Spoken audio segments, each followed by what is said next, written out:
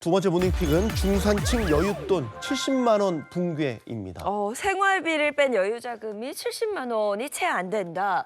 이렇게 보면 되겠습니까? 네, 그렇습니다. 통계청 자료에 따르면요. 작년 소득 상위 40%에서 60% 가구의 여윳돈이 1년 전보다 8만 8천 원 줄어든 65만 8천 원으로 집계됐다고 합니다. 이는 2019년 4분기 이후 5년 만에 가장 적은 수준이고요. 70만 원을 밑돈 건 또 5년 만에 처음입니다. 사실 5년 전이면 코로나19 이전이기 때문에 5년 사이에 물가도 많이 올랐고 그만큼 화폐 가치도 떨어졌다고 봐야 되거든요.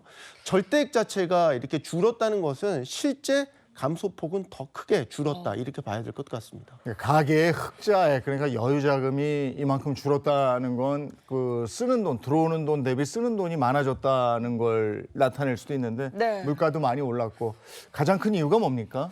이른바 부동산 포모 현상이 또 원인으로 작용하고 있고요. 이 밖에 또 사교육비 부담 등에 짓눌린 대한민국 중산층의 현실이 반영된 것이다. 이런 해석이 나오고 있습니다.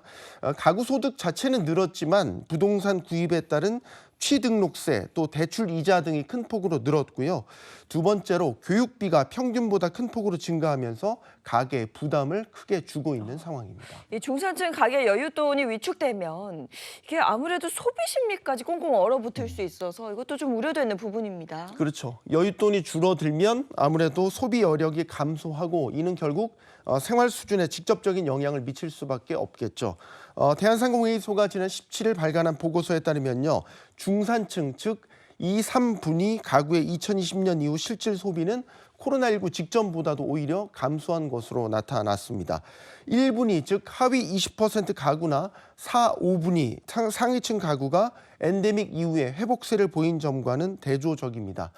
이를 회복하기 위해서는 비경상적인 지출을 점검하고 절감하는 것이 중요한데 특히 부동산 관련 지출이나 교육비 지출을 효율적으로 관리할 수 있는 방법을 모색하는 것이 필요해 보입니다. 집 대출 이자에 대한 부담, 그리고 여기 교육비라는 것이 이제 결국은 사교육비 얘기하는 걸 텐데 그렇죠. 네. 여기에 대한 부담이 계속 가중되고 있다 이런 얘기군요.